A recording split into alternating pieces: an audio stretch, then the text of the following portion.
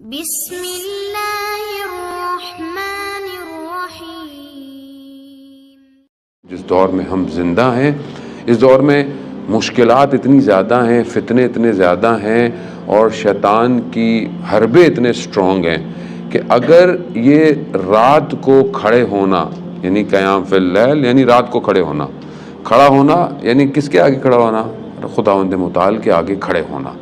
اب یہ جو رات کا یعنی تہجد، نماز شب پڑھنا، یہ اتنی امپورٹنٹ ہے کہ یہ آپ کے سارے معاملات کو حل کر دیتی ہے۔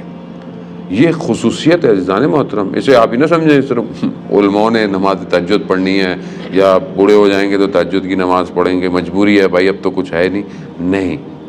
آیت اللہ عظمہ بہجت فرماتے ہیں کہ جو بھی کمال پہ پہنچا ہے وہ سحر کی بیداری کی وجہ سے پہنچا ہے۔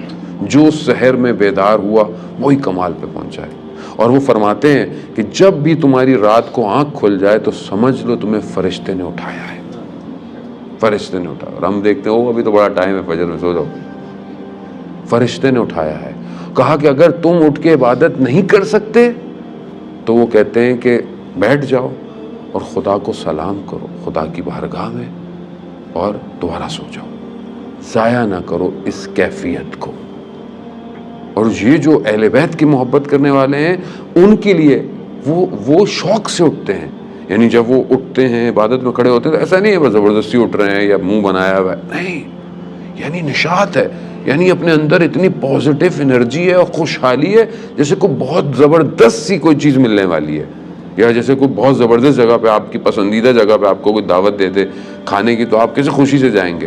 تو یہ جو نشاط ہے، یہ جو کیفیت ہے، یہ اہل بیت سے محبت کرنے والوں کی تہجد کے وقت یہ کیفیت ہوتی ہے۔ آیت اللہ سید قاضی طباطبائی رضوان اللہ تعالیٰ علیہ کے جو آیت اللہ بہجت کے استاد تھے، وہ خود فرماتے ہیں کہ وہ رات کو ان کا بیٹا ان کی بایوگرافی میں لکھتا ہے کہ تہجد کے وقت جب رات کا وقت ہوتا تھا تو 1 گھنٹہ پہلے گھر سے نکل جاتے تھے، اور کہا میں ایک دن ان کے پیچھے گیا کہ یہ جاتے کہاں ہیں، تو دیکھا نجف سے باہر نخلستان میں جا کر عبادت کرتے تھے۔ اور ایک دن میں ان کے پیچھے گیا تو مطلب وہ ان کو پتہ چل گیا کہ میں پیچھے آ رہا ہوں، ظاہر ہے آیت اللہ قاضی جو یہ دعویٰ کرتے ہوں کہ میں وہ سوال جانتا ہوں جو جب امام ظہور کریں گے تو کیے جائیں گے، تو یہ کیسے نہیں پتہ چلتا کہ کوئی میرے پیچھے آ رہا ہے۔ تو وہ انہوں نے بیٹے کو بھی کہا کہ بیٹے کو عبادت کرو۔ وہ خود فرماتے ہیں کہ جب میں تہجد میں کھڑا ہوتا تھا یعنی عبادت میں، تو میں اپنے اطراف سے، اپنے آس پاس سے ڈسکنیکٹ ہو جاتا تھا، منقطع ہو جاتا تھا، اور جو زمین آسمان میں ذکر ہو رہا ہوتا تھا مجھے اس کی صدائیں آتی تھیں، جو قرآن کہہ رہا ہے یسبح للہ ما فی السماوات و ما فی الارض، یعنی دنیا اور زمین کیا کر رہی ہے؟ تسبیح کر رہی ہے۔ یہ تسبیح کی آواز ان کو آتی ہے۔